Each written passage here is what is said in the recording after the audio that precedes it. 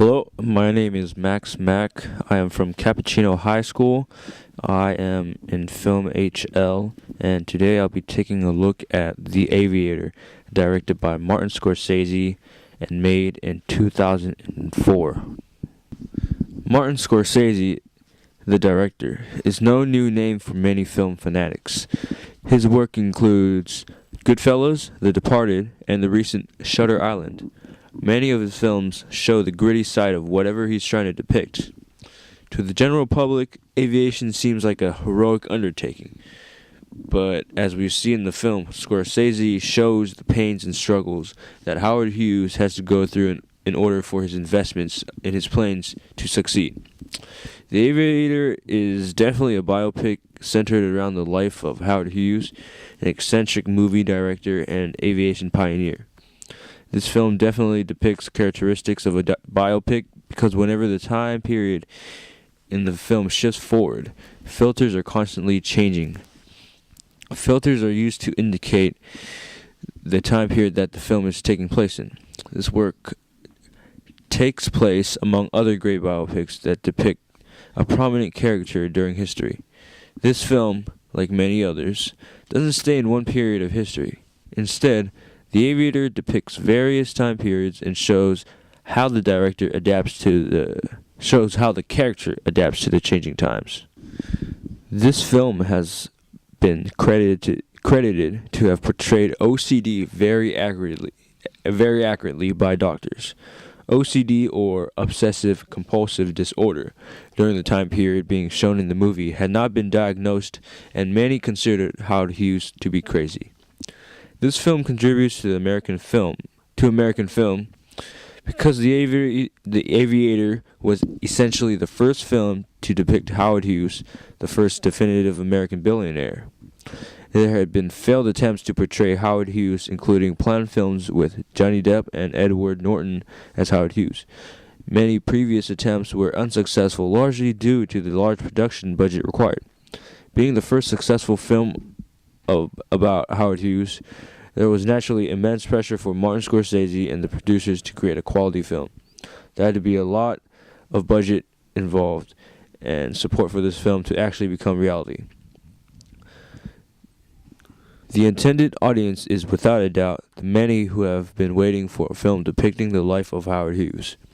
Not only was the film geared towards audiences that enjoy biopics, this biopic was especially different because it is essentially the first to portray the life of the first American billionaire.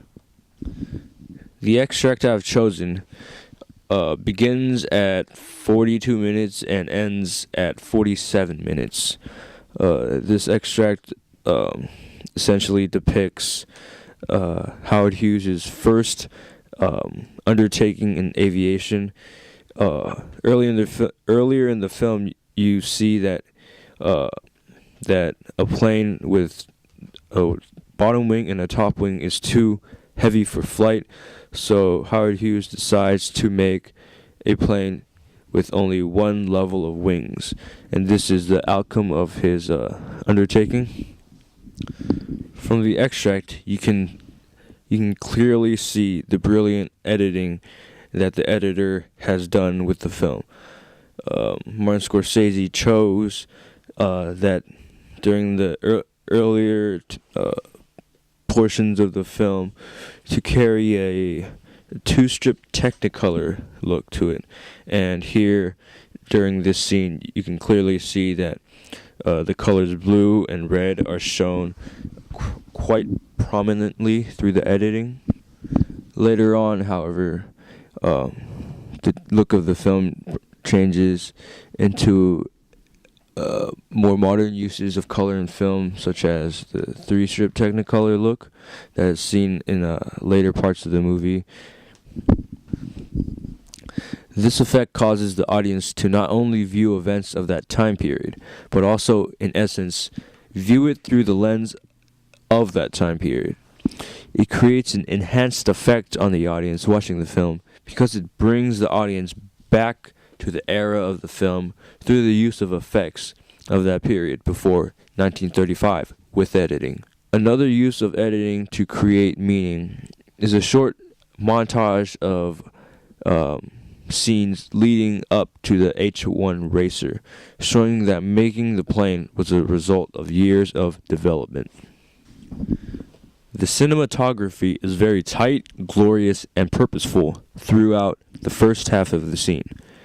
There are various shots of the Hughes H-1 racer, the first plane Hughes sets his mind to making, that show the glory and magnificence of the technological breakthrough that the plane represents.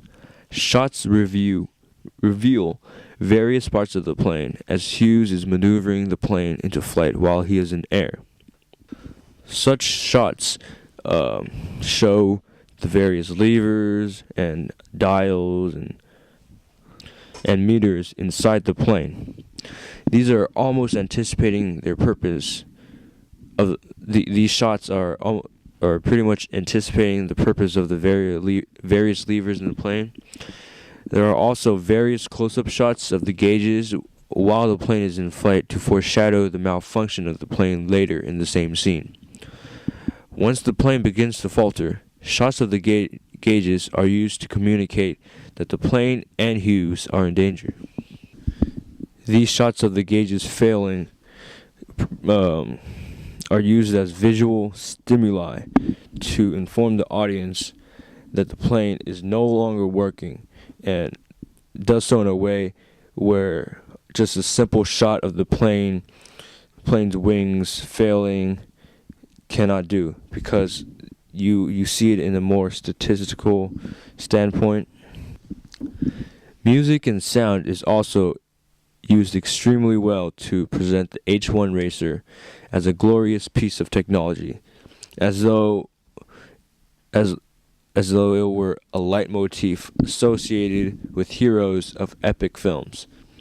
Sound bites are used alongside close-ups of gauges and switches to communicate the complexity of flying a plane that is covering new ground in aviation. Parts of the sound during the film present Hughes almost as a Western pioneer through the use of hoof-like sound in the track. This attempts to communicate that Hughes is truly a pioneer in the field of aviation. Because the narrative follows Howard Hughes through a period in his life, the narrative is tied together using coherent events only relevant to the plot. Scenes essentially revolve around Hughes's obsession with aviation in chronological order, with only important events of his life being shown. Events in his life are omitted because they don't add to the story and doesn't propel the narrative forward. Many times, however, entire parts of his life are played out, like in the scene where he spends months in a screening room.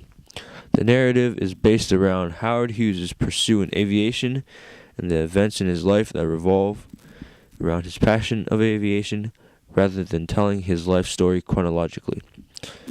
Martin Scorsese chooses to focus on Howard Hughes' glorious days before his descent into his insanity with OCD.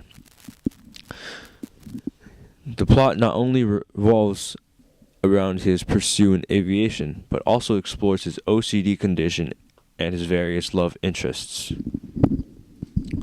Although not perfectly, this extract reflects qualities of a biopic because it explores the more up rather than the down moments of the character being portrayed.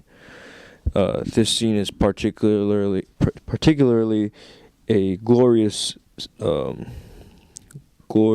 point in Howard Hughes' life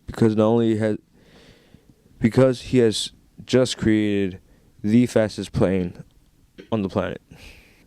Biopics are not without their great moments and usually portray characters through positive points in their life and negative points in their life, and this is definitely a positive point in Howard Hughes' life. However, this extract doesn't exactly reflect the characteristics of biopics because it is seen that focuses a lot on editing and special effects to have it done. A lot of the times, biopics depend solely on character performances rather than special effects to portray the character. I chose to look at this scene because this is truly the first really glorious moment in the film, depicting Howard Hughes's first pursuit in aviation. Prior to this, his only experience in aviation is through his film Hell's Angels. But with this scene, is what really sparks his interest in aviation and his pursuit to break more world records, make bigger planes. So this scene pretty much foreshadows the rest of the film so that the audience will anticipate more world records and bigger planes to come. In closing, I just want to say that I was glad that I chose the Aviator to analyze. And yeah, it was a great film.